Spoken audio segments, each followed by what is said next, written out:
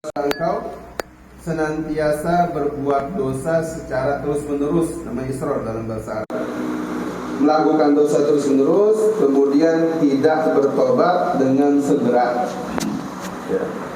Wal wajibu ala kulli mu'min an yahtariza minal ma'asi saghiriha wa kabairiha kama yahtarizu minan niranil muhriqah wal miyahil mughriqah was samumil qatilah. Bahwasanya dijelaskan oleh Imam Haddad, wajib bagi setiap mukmin untuk menjaga diri dari dosa. Kita ini sebisa mungkin ya jaga, lindungi diri kita dari dosa baik yang kecil ataupun yang besar. Sebagaimana Al-Qur'an nyatakan, ya ayyuhalladzina amanu qu anfusakum wa ahlikum naro. Jaga diri kalian dan keluarga kalian daripada neraka. Neraka itu apa? Perwujudan godobnya Allah, perwujudan rasa bencinya Allah atau balasan buruk daripada setiap amalan buruk. Nah, itu maka wajib setiap mukmin, setiap orang beriman menjaga diri dan keluarganya. Siapa? Diri kita, ya diri. Keluarga itu mana? Keluarga yang terdekat atau yang jauh, atau keluarga lingkup kecil atau besar. Keluarga lingkup kecil ya keluarga kita, anak, orang tua, ya istilahnya bapak, ibu. Nah itu namanya keluarga kecil. Kalau keluarga besar yaitu lingkungan kita, masyarakat kita, satu RW, itu yang kecil juga kalau menghitung kepada kelurahan. Kalau lingkup besar, keluarga itu apa? Negara. Nah itu yang terbesarnya. Maka wajib bagi kita untuk ada di antara kita sebagian kelompok, sebagian orang yang menegakkan amar ma'ruf nahi munkar. Harus. Karena apa? Melindungi diri keluarga.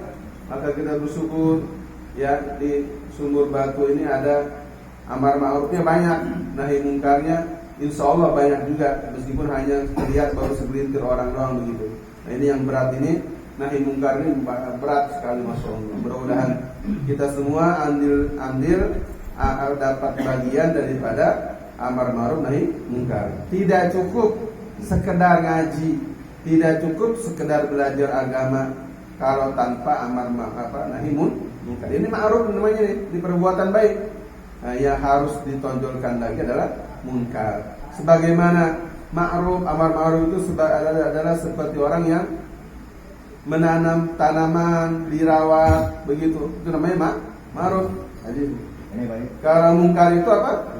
Kategori munkar adalah membuang hama daripada tanaman itu supaya tanaman tersebut bisa tumbuh besar sebagaimana yang diharapkan. Nah, itu namanya membuang munkar, membuang duri, membuang hal-hal yang merusak, itu namanya munkar. Jadi wajib bagi setiap mukmin menjaga dirinya daripada perbuatan dosa kecil dan dosa besar. Nah, apa itu dosa kecil, dosa besar? Ya. Kalau dosa kecil itu ulama menjelaskan yang bisa dihapus dengan apa? Perbuatan baik. Innal hasanat yudhibnas sayyi'at. Yang dimaksud adalah dosa-dosa kecil. Adapun dosa besar itu dosa yang disebutkan secara khusus oleh Al-Quran atau oleh Nabi Sallallahu Alaihi Wasallam. Sampai ada dosa 7 level tertinggi dari dosa yang lain. Nabi mengatakan, ijtanibus sab'al mubiqat. Jauhilah oleh kalian 7 dosa besar. Ini 7 dosa ini masya Allah levelnya tinggi. Yang pertama asyirku billah, syirik.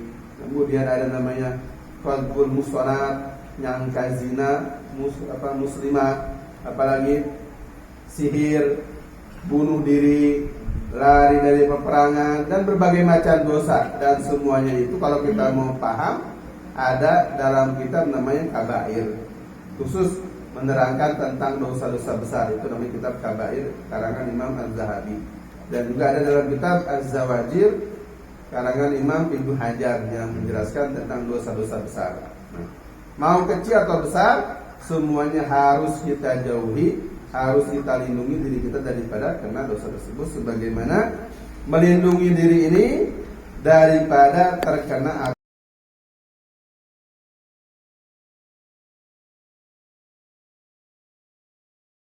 Kita kalau nunduk rokok aja gitu ya, sakarnya ada masih mengandung api, terkena badan, panas gitu. Nah itu kan kita nggak mau.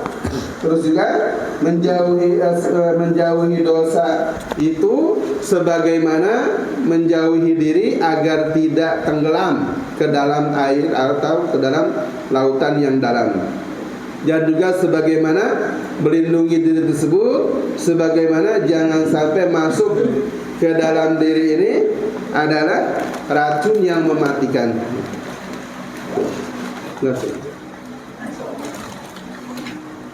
Kemudian disebutkan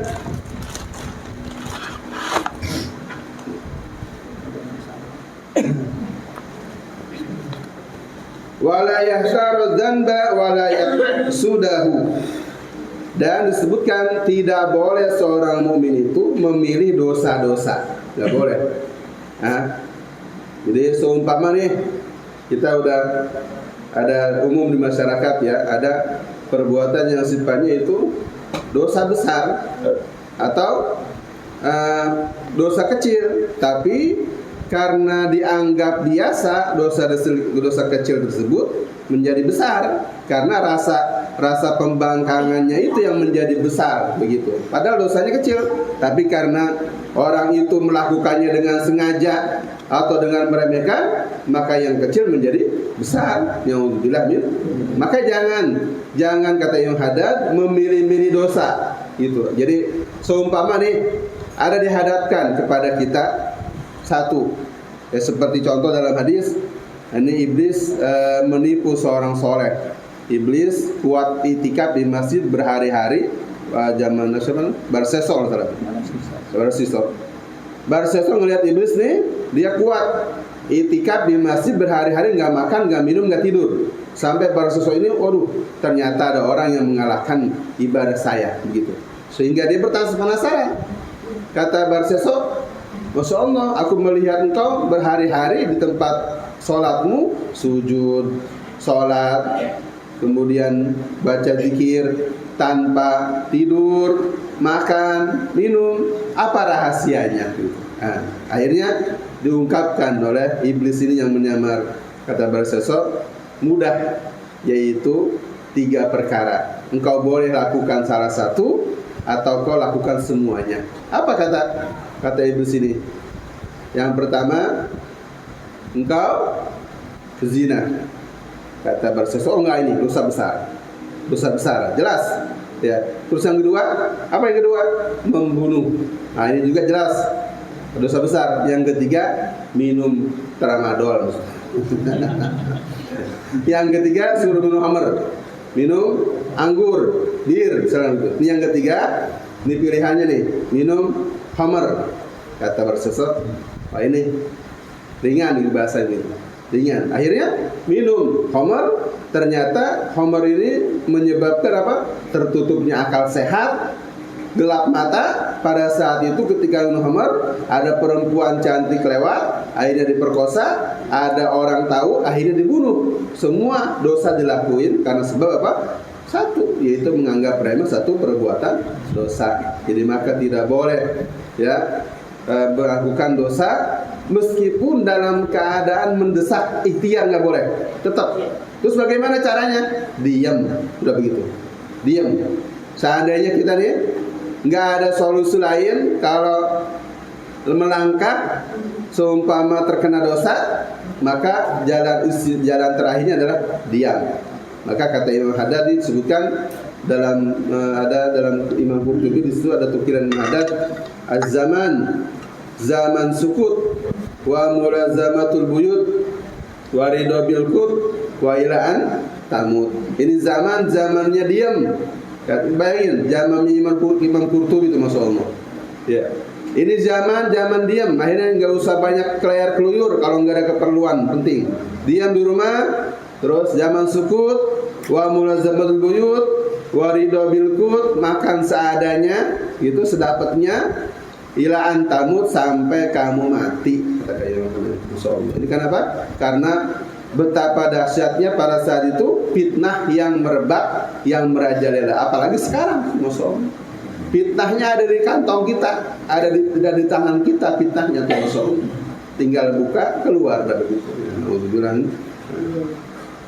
Walayak sudahu, dan jangan sesekali bermaksud melakukan dosa. Walayatahaddas bihi qabla wuqu'i, dan jangan ngomongin sama orang lain mau berbuat dosa. Ya, jangan ngomong sama orang mau berbuat dosa. Ya, seseorang ini, kita ini, Masya Allah, kita akui sekalian jemaah, banyak hilaf, banyak salah.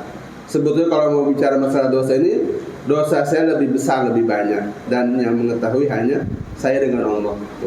Maka dengan sebab berbicara demikian, akhirnya kita mengetahui mengaji demikian nih, walayatahaddas qabla wuqu'i, jangan menceritakan dosa sebelum terjadi. Akhirnya apalagi ngajak-ngajak nggak boleh.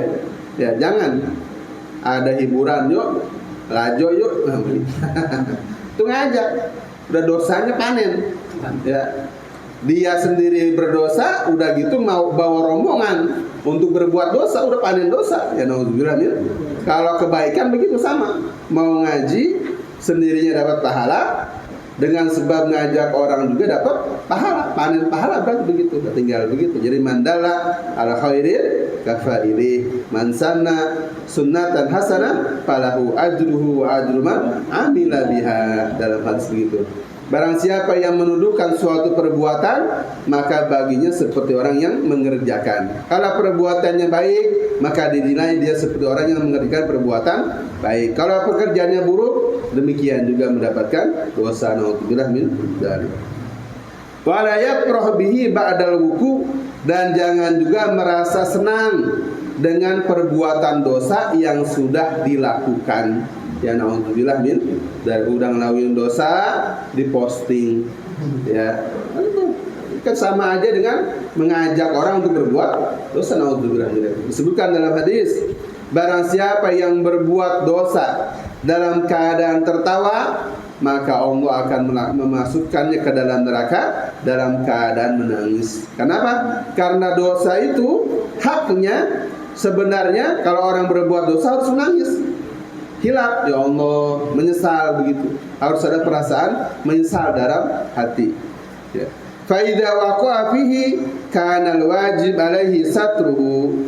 Kalau memang telah melakukan dosa, ya, maka wajib baginya untuk menutupinya. Jangan menceritakan kepada orang lain. Jangan, udah cukup minta ampun kepada Allah.